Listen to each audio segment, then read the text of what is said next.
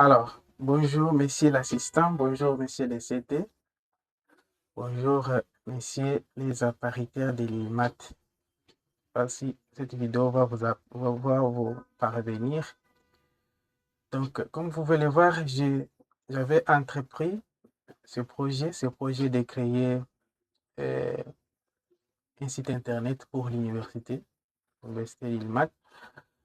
Alors, quand je suis arrivé sur une étape cruciale qui demande un peu de fonds, je voulais mettre mes propres fonds. Je me suis dit, et si le projet n'est pas approuvé, si le projet n'est pas accepté, et si il refuse de financer, alors j'aurais fait tout ce travail pour rien. J'aurais fait toutes ces nuits blanches pour rien. Alors, quand je suis arrivé à cette étape, je me suis dit, avant de continuer, je voulais d'abord vous faire une petite démonstration, une petite vidéo.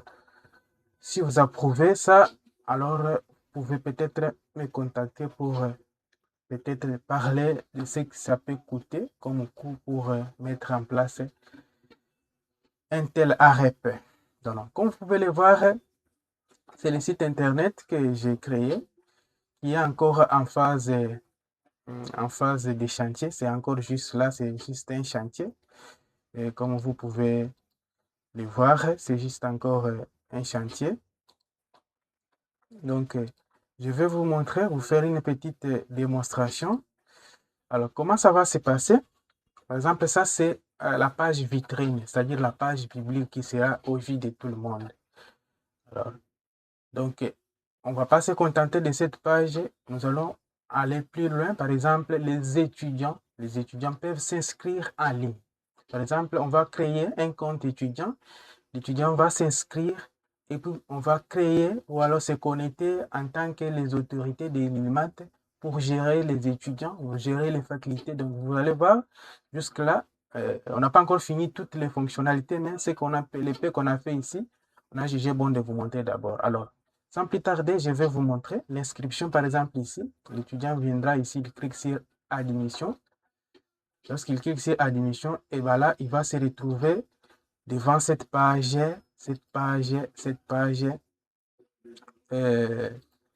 d'inscription. Donc, bienvenue à l'IMAT, portail d'administration sécurisé. Donc, vous pouvez voir ici, c'est connecté. Donc, l'étudiant qui va créer son compte, donc jusque-là, on suppose que l'étudiant n'a pas encore un compte. Donc, il viendra ici, s'il souscrit, il souscrit un compte, par exemple. Là, il va mettre un nom, par exemple. On va mettre un nom, par exemple, Vango. Vango Matondo, par exemple. Matondo, par exemple. Bah, on se met par là. Bah, s'il a, par exemple, un autre nom, par exemple. Bon, Sylvain.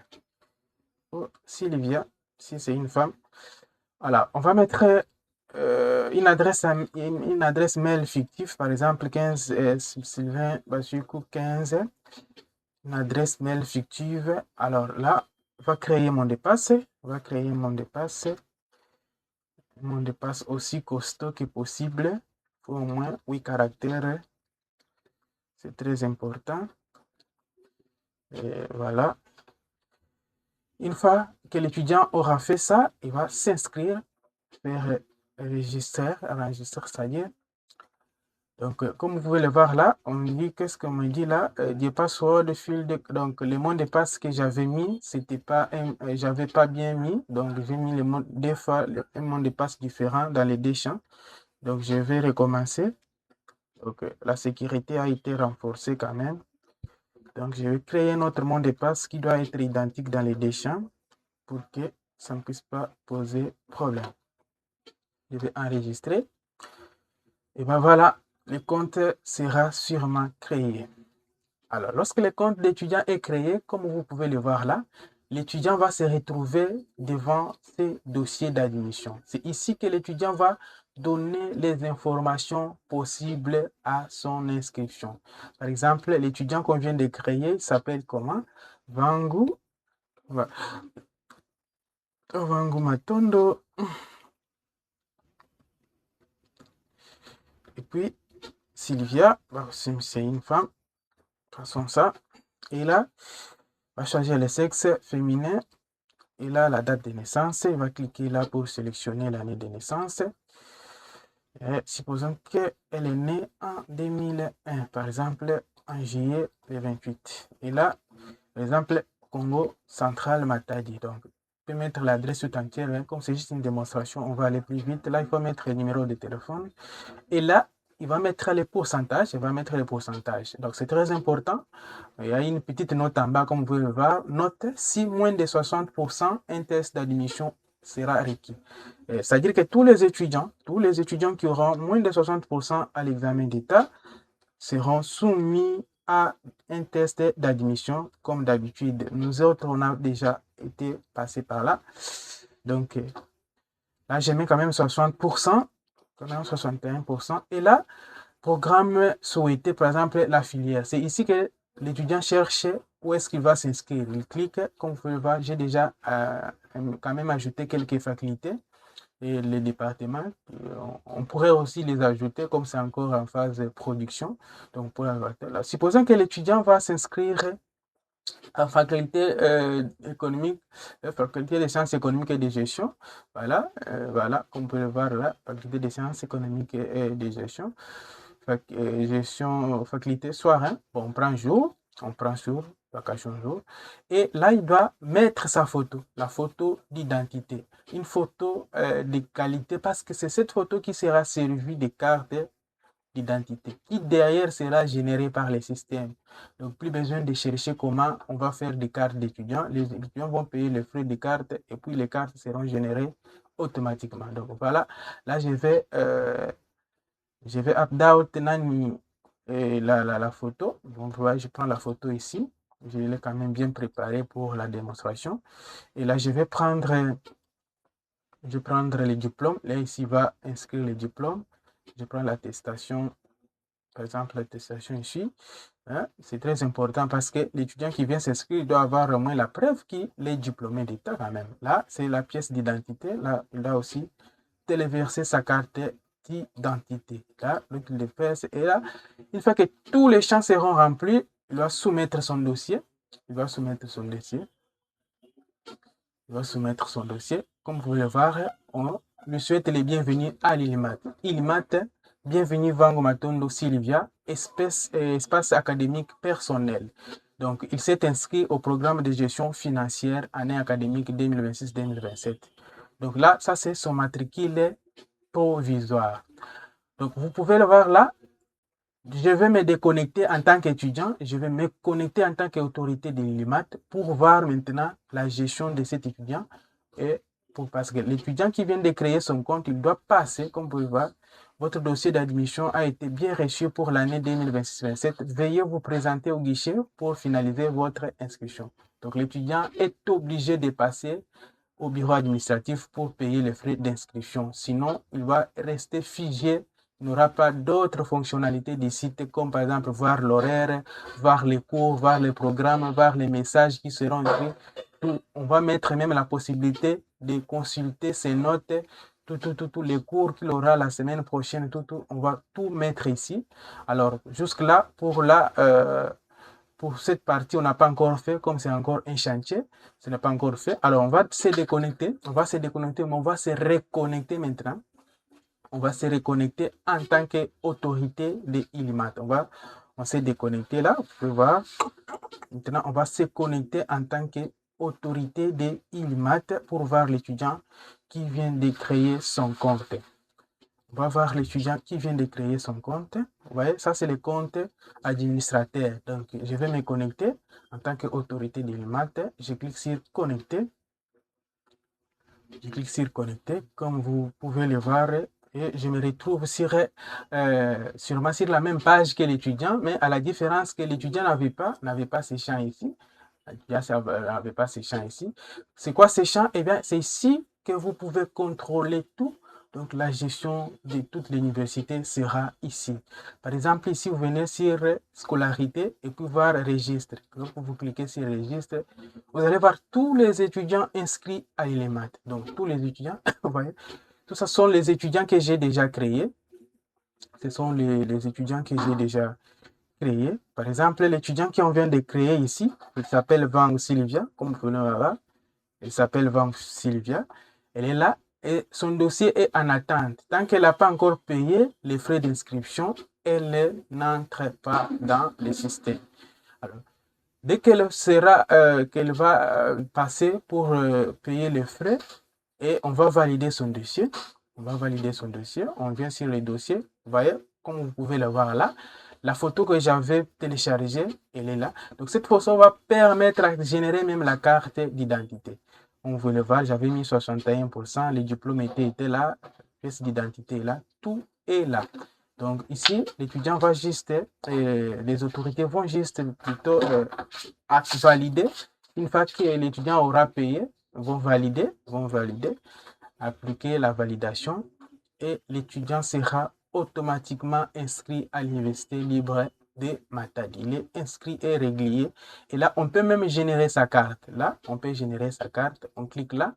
Et comme vous pouvez voir, cette belle carte d'étudiant, comme vous pouvez le voir, comme je vous avais dit, c'est très important de mettre une très belle photo parce que lorsque cette photo est bien adaptée, c'est cette photo qui va servir de votre carte d'étudiant. Donc, comme vous pouvez le voir, la carte est là. L'étudiant qui s'appelle Vango Sylvia Matondo, matriculé, qui est là, 26 Fazeg, tout. Donc, c'est juste les initiales 26 ici 2026, faculté des sciences économiques et de gestion, et puis Vangu Sylvia 004, c'est la quatrième étudiante qui s'est inscrite à l'Université libre de Matadi. Faculté FESEG, faculté des sciences économiques et de gestion, promotion licence 1, comme vous pouvez le voir. Donc ici, jusque-là, les initiales, comme je suis connecté en tant que secrétaire général Sylvain, c'est mon nom qui apparaît, mais si c'est le secrétaire général qui sera là, qui va générer les cartes, eh bien, ce sera son nom qui va apparaître ici comme signataire de cette carte. Et la carte ne peut pas être piratée.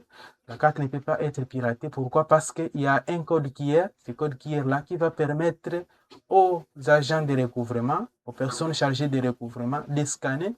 À partir de ces codes qui peut scanner vers l'état ou alors l'état financier de l'étudiant, s'il est en ordre ou pas, pour qu'il puisse peut-être passer aux examens.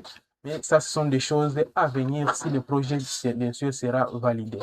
Alors, comme vous pouvez le voir, je viens de valider cet étudiant ici. Il y a aussi la partie finance qu'on peut voir ici. On vient un peu sur les guichets. On vient sur les guichets ici. Vous voyez, ça, ce sont les étudiants qui ont déjà payé. Donc, ça, c'est l'historique des paiements. Ça, c'est la caisse. Ce sont les étudiants qui ont déjà payé. La caisse a au moins 650 $. Donc, pour payer, l'étudiant doit venir à la caisse. Lorsqu'il vient à la caisse, il doit présenter sa carte sur laquelle est écrit son matricule. On viendra prendre d'abord le matricule de cet étudiant qu'on vient de créer. On vient là, on va chercher les matricules, on va chercher un étudiant qui est déjà régulier, on va chercher son matricule pour voir, voilà, on va prendre cet étudiant, on va copier son matricule ici c'est 26 tout, Sylvain, tout, on va copier les matricules, on va aller à la finance, au guichet, pour chercher cet étudiant. Supposons que cet étudiant s'est présenté au guichet, à la caisse pour payer ses frais. Par exemple, il vient, la caisse va juste taper les matricules, il va faire les recherches et l'étudiant va apparaître. Vous voyez, l'étudiant va apparaître avec sa situation financière. L'étudiant a déjà payé 230 $. Il a déjà payé 230 $. Dans ces 230 $ là, elle avait payé 10 $ pour sortie des étudiants, quelque chose, 20 $ frais d'inscription ordinaire, et puis 200 $ qu'elle avait déjà avancé pour les frais académiques. Alors, l'étudiant, si l'étudiant veut ajouter les frais qui lui restent à payer, c'est 200. Par exemple, s'il veut ajouter, par exemple, 100, par exemple, c'est les 200 qui lui restent là, la caissière va juste cliquer, va juste mettre 100 $ par exemple, et puis, par exemple, si c'est une tranche, par exemple, première ou deuxième tranche, par exemple, elle va préciser, par exemple, deuxième tranche, je suis en majuscule, pardon, deuxième tranche, voilà, et va valider, par exemple, va valider là, encaisser et imprimer. Alors, par sécurité, lorsque la caissière va cliquer sur encaisser et imprimer, ça n'entre pas directement dans l'argent n'entre pas directement dans la caisse. Il faut qu'elle puisse venir encore valider. Elle viendra ici valider ici. Elle viendra valider. Vous voyez, ça apparaît là. Donc, il faut qu'il valide encore une fois de plus encaisser pour que l'argent puisse apparaître sur la caisse. Vous voyez, ça va apparaître à 700 $ sûrement. Vous voyez, c'est maintenant 700 $. C'est donc 750. Donc, comme vous pouvez le voir, total encaissement. Donc, ici, il y avait eu des dépenses. Il y avait eu des dépenses de 50 $, je crois. On va aller voir chez les DAF. On rentre dans les bureaux de DAF. On rentre dans les bureaux de DAF pour voir, voilà, les DAF avaient engagé une sortie une sorte de sortie de combien de 50 $. C'était quoi les motifs? Le motif est là. C'était le 28, c'est-à-dire aujourd'hui. SNEL, donc facture d'électricité de 50 $. C'est ce qui fait que 750 moins 50, c'est ça, les 700 qui restent. Comme vous pouvez voir, les DAF peuvent voir la situation, même sur tout ce qui concerne la finance de l'Institut. Donc, frais académiques, donc les frais académiques représentent 92%, les frais d'inscription spéciale représentent pratiquement 4%, les frais d'inscription ordinaire, la sortie. Donc, les DAF a la possibilité d'ajouter des rubriques, donc les frais à payer. Il peut m'ajouter les frais connexes, tout ce qu'il peut ajouter. Il viendra ici juste ajouter, par exemple. Si ces frais concernent tous les étudiants, là, il viendra seulement, il clique là, il met les montants et puis il insère. Et ça va apparaître dans tous les comptes de tous les étudiants. Si ça concerne seulement une catégorie d'étudiants, par exemple licence ou faculté, eh ben, ça va passer par là. Comme vous pouvez le voir, c'était ça. C'est encore un chantier. Jusque-là, je suis encore en local. Donc, je suis en train de coder en local. Je n'ai pas encore fini.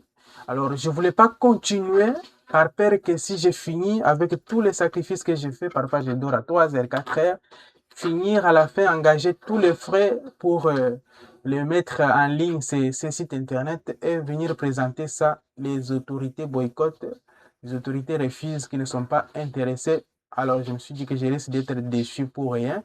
C'est mieux que je puisse d'abord leur montrer ça. S'ils approuvent le projet, alors nous pouvons continuer. Donc, comme vous pouvez voir là, la possibilité d'ajouter les facultés est là. Par exemple, ici, la gestion académique, explorer les facultés. Par exemple, venez ici, vous pouvez explorer les facultés. Par exemple, nous avons combien de facultés? Faculté des droits. On peut voir la faculté des droits, il y a au moins combien de départements? 3 départements. Donc, droit privé, droit public international, droit économique et social. Dans celle-là, il y a aussi des promotions. Normalement, on va ajouter toutes les promotions qui seront dans chaque faculté et chaque département. Donc, juste là, on avait mis 3 facultés par promotion. On peut ajouter aussi. Normalement, on devrait avoir 10 promotions. Par exemple, 6 vacations jour et puis plus 4 vacations soir par les masters aussi entre tout, comme vous pouvez le voir. Donc, tout est là. On peut même voir les départements. Si on peut voir seulement juste les départements, on peut voir ici, tous les départements sont là. Par exemple, droit privé judiciaire, droit public, tout, on va tous les mettre. Donc, on peut même voir les promotions. Si on veut voir seulement les promotions, sont là. L1, L2, L1 jusqu'à M1 jusqu'à M3. Donc, tout est là sans problème. Donc, voilà. On peut même voir les étudiants. Si on veut voir tous les étudiants, par exemple, ou voir un étudiant en particulier, on va faire des recherches, par exemple, chercher seulement les étudiants qui sont en L1. On clique seulement tous les étudiants de L1. On clique là et puis on vient filtrer. Donc, tous les étudiants qui sont en L1, voilà, il n'y a que 3 étudiants. Il n'y a que 3 étudiants qui sont en L1. Si on veut chercher seulement les étudiants qui sont en L2, on clique là, on filtre et puis on verra tous les étudiants. Il n'y a qu'un seul étudiant jusque-là qui est en L2. On peut même filtrer pour voir seulement les étudiants qui sont en économie, par exemple. On va chercher seulement les étudiants qui sont en économie, faculté. On va chercher FASEG, seulement les étudiants qui sont en économie, toutes les facultés et les départements confondus. On va chercher. Voilà. Donc, jusque-là, il y a 4 étudiants. Donc, les 4 étudiants sont en économie. Ah, désolé, je suis en économie. Voilà pourquoi il y a plus d'étudiants qui sont en économie. Donc, c'est encore un chantier. Si ça sera approuvé par les autorités, si on peut continuer, eh bien, c'est une très belle initiative. Le monde est en train d'évoluer